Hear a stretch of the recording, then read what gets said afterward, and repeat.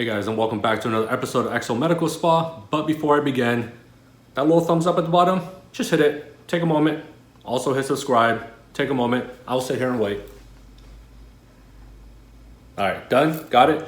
You know why it's so important? Because the information that we provide here, it's important that we try to get it out to everyone else. So the way you guys got it on YouTube is through that algorithm.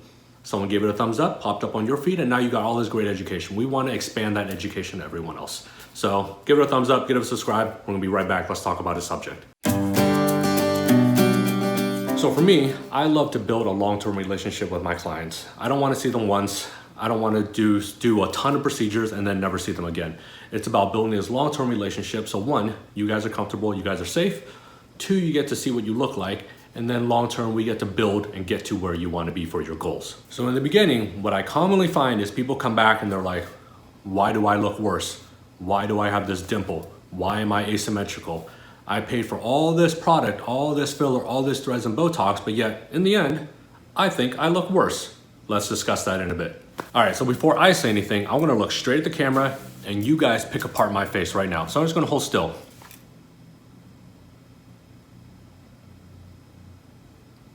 All right, you see all those asymmetries?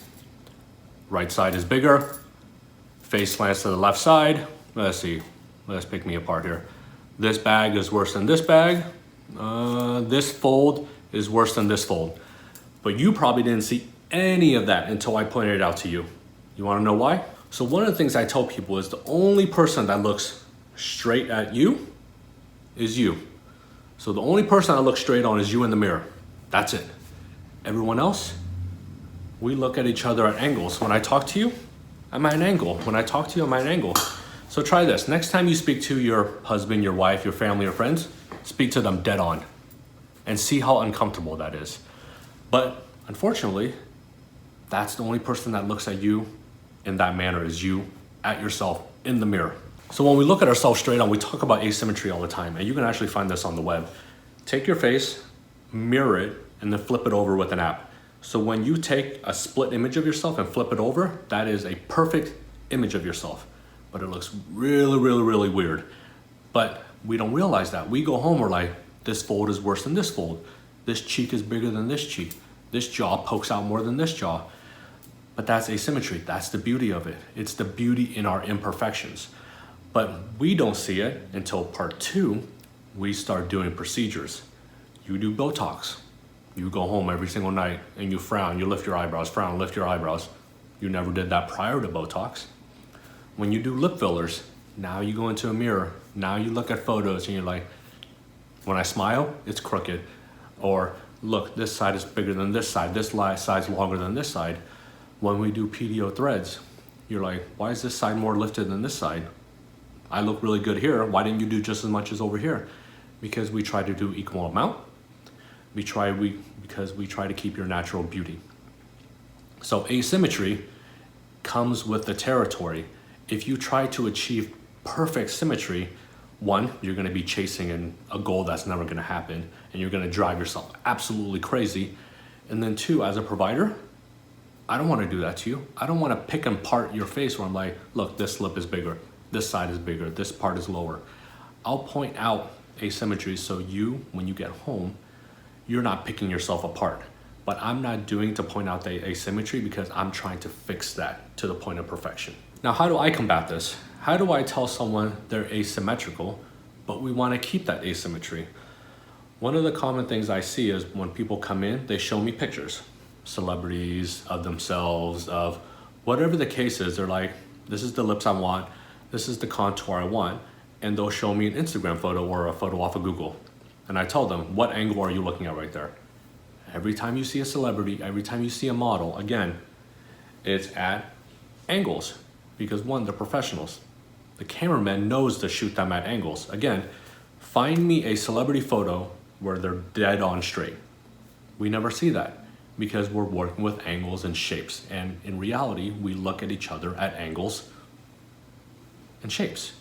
But when we pick ourselves apart, it's dead on in the mirror, trying to find every single imperfection. So that's one of the things I point out. When you show me these photos, when you show me these people that you think are beautiful, that you're striving towards, or anti-aging and you're striving towards, That's the first thing I show you is, look at that picture. We're working with angles, never dead on. And then lastly, one of the common phrases we use in this industry is, it's not what you correct, it's what you leave behind. So the aging process, we've talked about it. What makes you look older than what you did years ago? Laxity, volume loss, lips, cheeks, jawline, eyes, temples, volume loss, lifting, and then lastly, texture and pigment. I don't really have pigment on my face, it's just more of genetics, but texture could be pores, could be wrinkles, pigment could be browns and reds. So all those things play a role in how we look and how the aging process occurs. So if I came in to see myself, one of the things that ages me is my eyes, it's my smile lines. In all honesty, I've done fillers under my eyes twice. That's because another provider pressured me into it. They knew my eyes bothered me. I didn't really want to jump into it, but she pressured me and I've been happy ever since.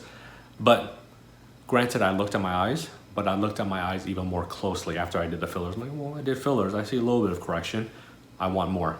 I want a little bit more correction. I want more. So it's always a building process until we get happy. After I got happy here, guess where else? Now I'm looking at my smile lines. Do I want to do fillers? Maybe, maybe not.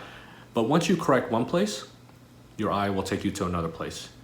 If you don't get full correction, and let's just say here, I do like a syringe and I'm not fully happy, it's because we're more critical. Come back, look at your photos, you'll see there was an improvement. I just need to do more. I'll get happy with this place and then I'll probably look somewhere else. I'll probably look at this guy. If you guys see that, that's a wrinkle. If I wasn't in the industry and I went to go get Botox, I'd probably be like, look, now you gave me this random wrinkle and I just paid all this Botox. No, it's because I'm a side sleeper and I press on my face 6, 7, 8 hours a night. So it's not what you correct, but it's what you leave behind. And we're always in this rat race, this circular rat race to fix here. Then we're going here, then we're going here, then we're something else. You name it, you choose it. It's a never-ending battle. So we got to figure out, why are you seeing what you're seeing? And then lastly, it's something I forgot as well, and I strive to tell this to my patients. I tell this to even new patients.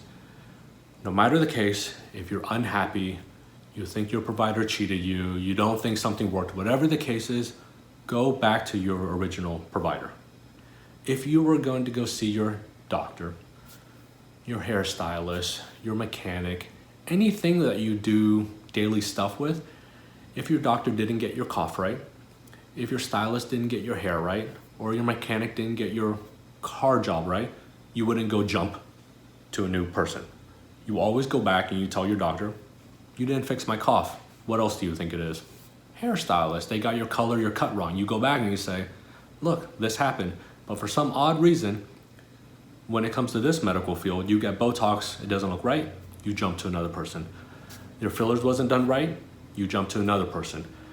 So maybe the concerns that you're having, it takes time for you and the provider to build that relationship before they get a better understanding of your muscle, your anatomy, and your wants. But if you're constantly jumping from one provider to the next, you're always gonna start at that starting line and figuring out the same things that maybe a fifth provider down the line might guess it on the first try.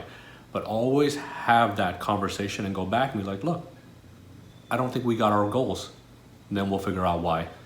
All right, guys, so that was a little bit different, but it's one of those things that I commonly hear, that I go to a provider, they don't address what I need to address. I find all these imperfections with me, but those are some of the key things. It's, you may not notice it until you look at yourself straight on. We look at each other at angles. Second part is, it's not what you treat, it's what you leave behind. So now you see a freckle when before you saw a wrinkle. Now you see a wrinkle when you already fixed your fillers. So always think about what you're leaving behind. And then lastly, follow up with that provider. No matter the case, whether you're unhappy, you didn't think they did the right job, at least figure out the why. And at that point, if you're not comfortable with the provider, go to someone else. But at least you'll have that understanding in the back of your head. Well, okay, now I can mention that to my next provider and we'll get a spot on.